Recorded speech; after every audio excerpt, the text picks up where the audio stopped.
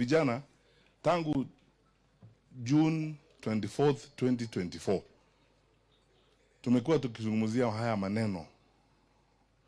The demonstrations were meant to achieve change. The final point of that change will be at the ballot box. Na kufika hapo, lazima tupate kura. And you know, we have been talking about occupying parliament, occupy this. I want to tell Kenya's young people, occupy leadership. Tuende tuingie kwa viti hizo, tuwe MCAs, wawe senators, wawe women reps, so that tuache kupangiwa na wengine.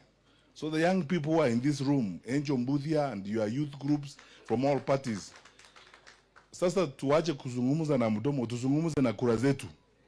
Please make efforts, go from point to point. And Bishop, please, katika kanisa lako, you and your colleagues, your fellow bishops, let us now move to the next phase. The next phase is, let's stop now talking about what has happened. We have seen what has happened. We have internalized the challenges.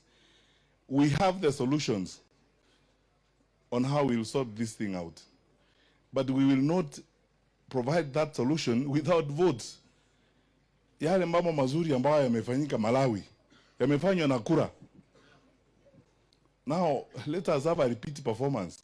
Tuchukue kura, tujiandae, tuzungumuze kidogo, tufanye kazi ile iko.